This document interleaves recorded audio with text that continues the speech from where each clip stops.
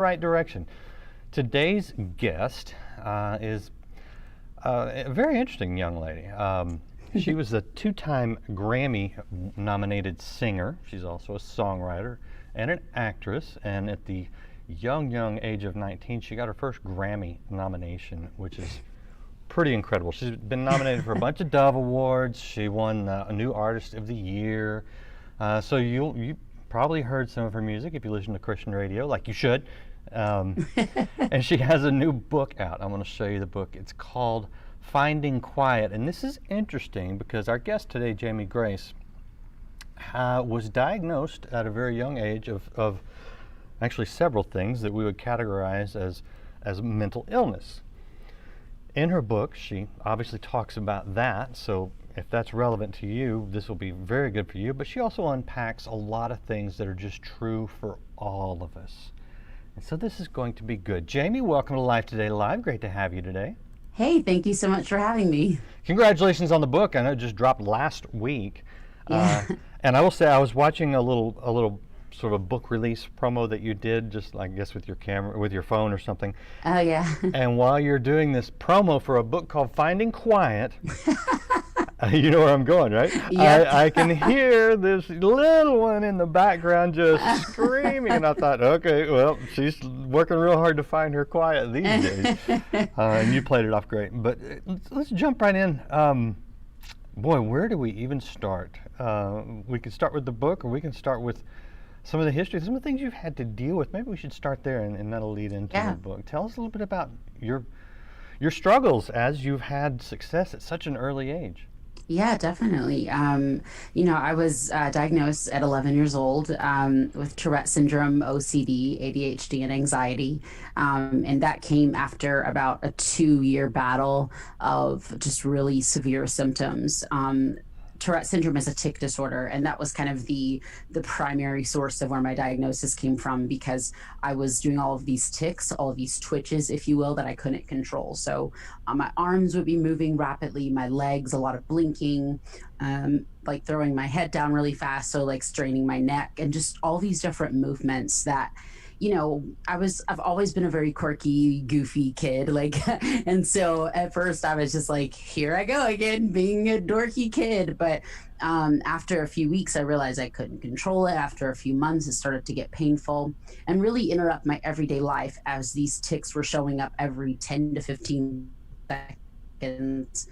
And sometimes making it hard to walk, to focus on reading a book, to have a conversation with someone. So after about 2 years of my parents taking me to different doctors and specialists and things like that, my mom actually was doing some research online, which I know that, being Dr. Google is not always a great idea, but when it's like advocating for your health, it's a totally, different story. And so my mom became Dr. Google, or Google Doctor, whichever one, and took some papers, printed out papers to my doctor and said, I think my daughter has Tourette syndrome. And at that time, the primary people that were diagnosed with Tourette syndrome were white males. And so that doctor had never actually heard of a Black person with Tourette syndrome. And I don't think any females with Tourette syndrome, no matter their race. So, and now if you look at statistically, it's very common in lots of different races and, genders. But yeah, so I eventually got my diagnosis at 11 years old of all of those things. And that I thought it was going to be like, oh, yay, I got my diagnosis. Like, I have asthma. And so they give you an inhaler and I'm like, okay, I'll just take this when I need it. But there's no medication to cure Tourette syndrome. And, there's no overnight fix for most situations when it comes to things like anxiety. And so it just really kind of started a whole new journey of learning how to cope and learning how to accept the challenges in my own life and learning how to live day to day with a far from perfect health situation.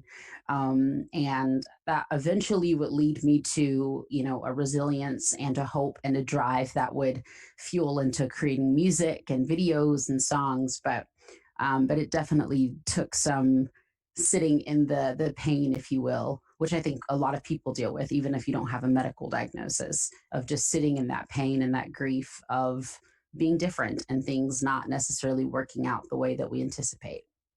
Okay, so I'm glad the doctor figured that out. It's about time that Yeah. science understood the biblical view of race, which is there's one. And so sometimes the boxes they make just don't fit. But with Tourette's is I think something that people that don't ever deal with it really don't understand.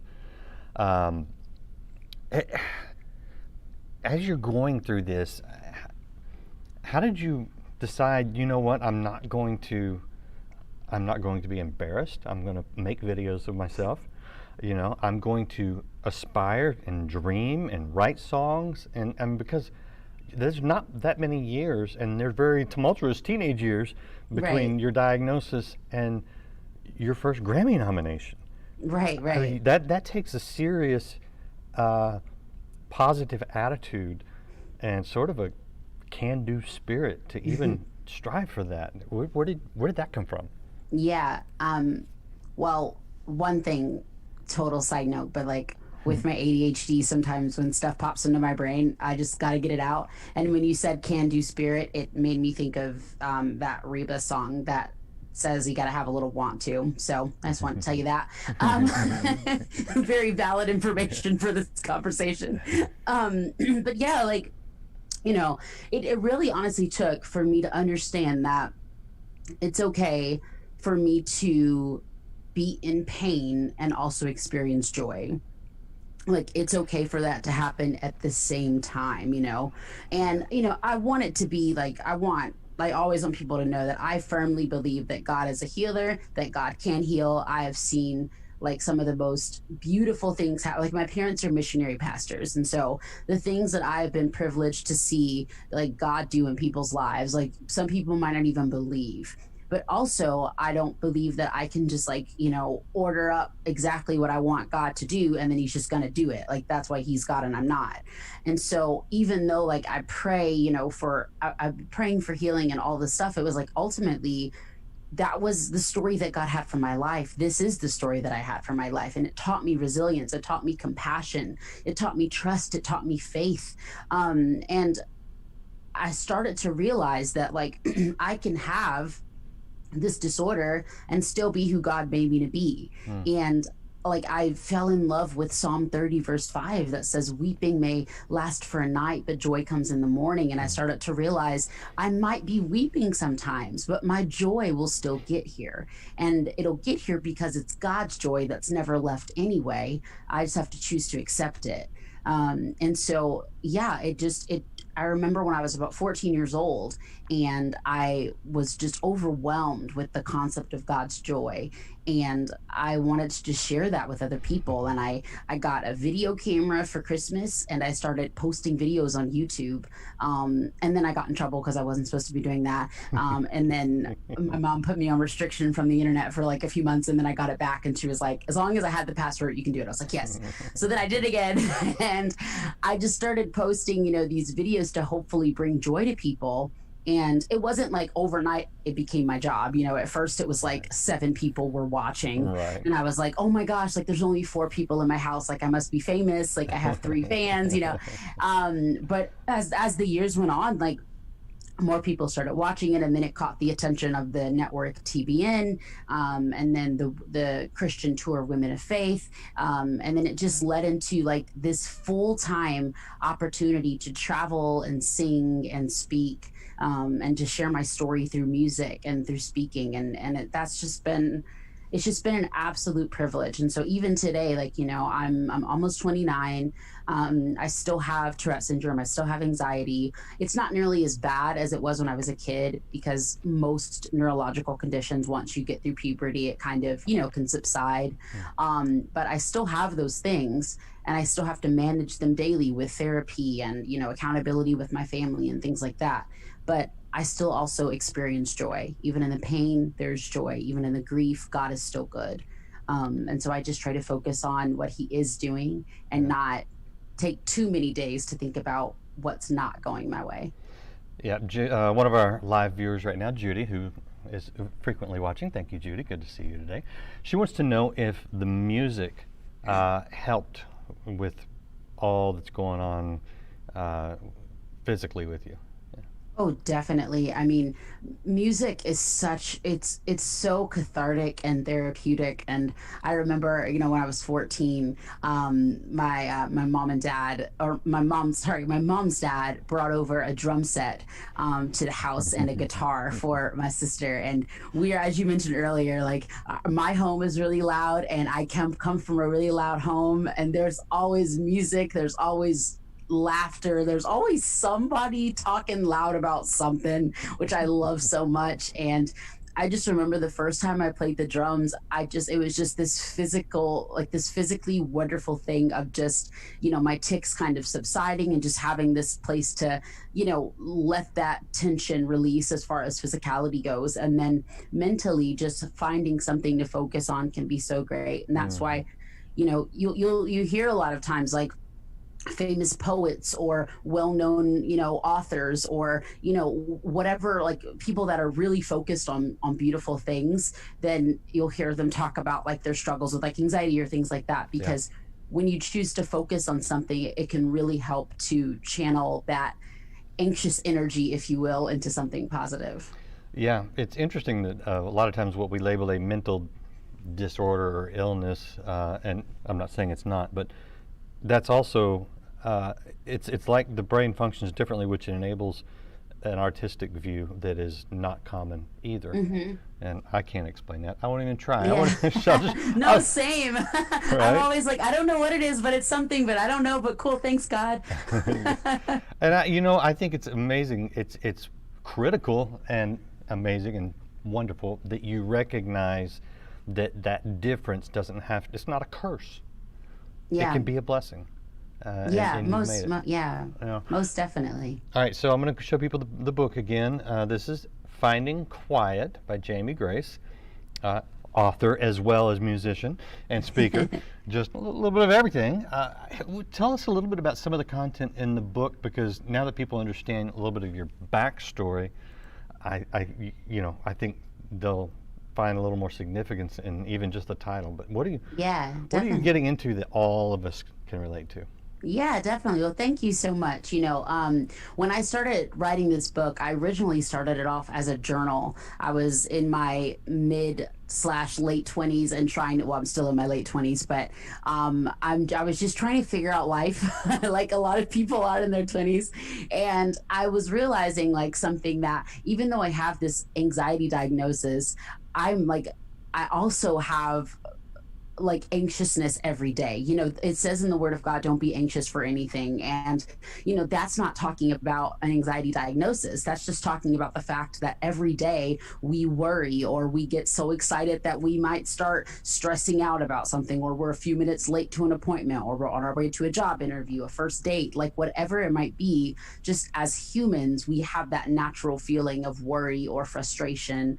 And if we don't take care of it, if we don't, you know, feel it truly and take that to the Lord, then it can start turning into anger, and it can really fuel into places that it doesn't need to be fueled into. And so I was journaling about these things, and that's kind of how the book came about, is from this journal. And I do talk about my anxiety diagnosis in the book because it's part of my story, but I have chapters called Learning to Let Go and Wanting to Fix Things and like wanting to control things. I have an entire chapter about how I just have a desire to fix things. Like if I hear about a problem, I'm just I'm in a mom group on on like Facebook, and I got like an alert on my phone this morning that just said, the title was just like please help, and it was a mom asking for help about something. And my brain just naturally goes, oh, I gotta see if I can help. Like I have, like, not that I can't help that mom, but I have to also not all day every day be thinking about what can I do to fix everything. And so that's something that everyday humans face, whether you have a diagnosis of something or not. So yes, the book talks a little about anxiety, but mostly talks about that daily anxiousness that we all feel, and how we can surrender that to God and truly find peace and quiet in our lives the way that I believe He wants us to. You mentioned that you grew up in a loud house, and that Yeah. there's always noise going on, which is great. But then you also have sort of the noise of your mind, which Hmm. most of us, I think, deal with. Yeah. What did you find God saying to you when you were able to find a little quiet yourself? Yeah.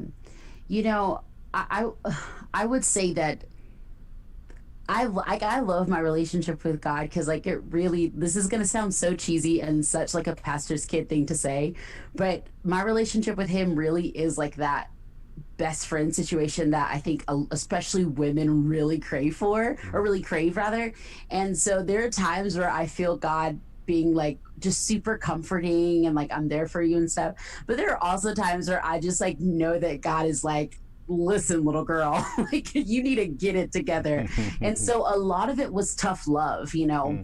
Mm, A lot of times I have interpreted finding quiet as finding literal quiet. And that can be for a lot of us, we need to work on that literal quiet, just taking a moment to actually sit in, you know, a lack there of no, a lack of noise, you know. But for me, the Holy Spirit is oftentimes convicting me about the unnecessary noise that I'm adding into situations. And so when they're, you know, I'll use that as an example. So when I was live streaming the other day and my daughter was making a lot of noise and she was with my husband, and also, random note, I'm totally married. My ring is literally on the bathroom counter because I'm filming from home. I forgot to put it on, but I'm also wearing sweatpants. So, welcome to filming at home. But my husband was with my daughter while I was live streaming, and she got really excited about some things. So, she was making so much noise. And you know, the literal interpretation of finding quiet might have been, oh, can you get the baby out of the room? You know, can you guys go play outside? Whatever that might be. But I was able to just very calmly just be like, hey, I just want you guys to know I have a 1.5 year old. She's really silly and she's going to be making noise in the background. And 5 years ago, obviously my daughter wasn't born 5 years ago because she's only a year and a half, but 5 years ago that wouldn't have been my response. I would have had anxiousness, I would have been embarrassed, I would have had shame, I would have maybe even lashed out at my daughter for making noise when that's a totally normal thing for a small child to do. And so finding quiet has been very convicting to me. It's like, what am I adding to situations where there's already a lot of noise? Am I lashing out or getting upset? And we do those things. There's grace for that. There's mercy for that. We're human. So am I getting frustrated when I see things on the news that I don't like and it's causing me to fuss at my neighbors or my friends that disagree with me? Am I getting angry because the kids are making too much noise in the house, so I'm yelling back at them thinking that if I just yell louder than them that'll do something? Or am I saying, you know what, Lord, how can I be quiet in this moment though there is so much noise around me? And how can I receive the peace of God that passes all understanding? And how can I now extend that peace into the environment that I'm in? So personally, it's a very convicting experience when it comes to finding quiet, because my flesh wants to be the victim and be like, well, there's so much noise around me. This is so hard. I have anxiety. I'm having a bad day. But the Holy Spirit is like, well, that's not what we're going to do right now. I want to work on you from the inside out. I, that that is such spiritual maturity and depth and wisdom. I hope people just really hear that, because it is that inner quiet. I was getting ready to ask a question, and I will ask it because I think anybody that struggles with any kind of physical issue, mental issue, whatever, emotional issue, they Yeah. ask this question. But I kind of can see the answer playing out in your life. So the question is, why do you think God allows us to carry these things? In other words, He could heal you. We know He could. The Tourette's, the ADHD, the Right, right. anxiety could be gone immediately, but he hasn't. And I again, you just kind of laid it out, but I'm Hmm. wondering if you've sort of put your finger on why God's letting you walk through this. Yeah. You know, the crazy thing about that is, and this can only be said because of the work of God in my life. The crazy thing about that is when like it would be almost impossible for me to pinpoint one reason. Um, I have learned so much by being different. And if I were to look back over my life and list everything that I have learned because of being different and every blessing that God has given me in spite of my inadequacies and my neurodiversity and my challenges. If I were to take all those things away, I would not be 1 ounce of the woman that I am Mm, today. mm, And I mean, the first thing that comes to mind, and this isn't even maybe what people might think, I'm not sure, but the first thing that comes to mind is this kid named Peter. I remember I met Peter backstage at a show almost 10 years ago, and he struggles with social anxiety and sensory overload. And he wanted to stay for the autograph line, but he was unable to because of the noise and things like that. And so I heard someone talking about this, and initially they were going to just send Peter home, but I struggle with those issues as well. And so I was able to say, no, please hold on, give me just 60 seconds. I'll just high five the kid, take a picture, like let's meet him after. And so they were able to work it out. And I think about just that might seem small. I mean, that was almost 10 years ago, and I still think about Peter all the time. But like, I think about moments like that. I'm like, nobody was trying to be mean to him. It's just that not a lot of people understand what it means to like almost be led into a panic attack by bright lights or a lot of sound. But I understand what that's like. And so I think if I hadn't had that experience, then Peter wouldn't have had that experience. So I think about things like that. I mean, I think about moments like I sorry, my phone was like I think my phone was like listening to all of that, but like obviously things are different now because we're in the culture of like quarantine and health and different standards everywhere we go. But I just think about like a few years ago, like if you would see like a mom in a store with a baby that was crying, like I'm from the South, so like I'm from Georgia, so like it's normal like for another mom to be like, do you need a hand, and like to help that mama out.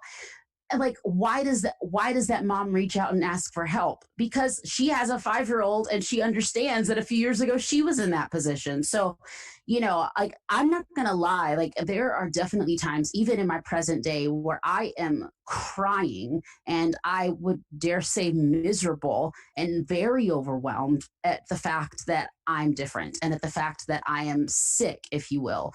After I had my daughter, I dealt with postpartum depression, and that's something that I'm still in therapy for and still, working through. And, it's hard, man. Like it's frustrating. I found out yesterday that beloved speaker and just incredible woman of God, Lucy Swindoll, passed away from COVID. And she's someone that was encouraging to me when I first joined the Women of Faith ministry. And I always wonder, I'm like, why do these things happen? Like, what is going on? So I just, one, it makes me all kinds of excited for heaven. And I just keep doing what I got to do to get more. I mean, I already, saved my seat, if you know what I mean. But like, I know I just look forward to heaven. But also it just makes me continue to wonder, like, or just continue to embrace, like, Lord, I know that everything that you do has a purpose and a reason. I may not always understand it. I may not always know what you're doing, but I trust that you're doing something beautiful. Um, and then I just try to look for the beautiful things that he does allow me to see. And I just know that that is only a glimpse of all that he's truly doing. mhm.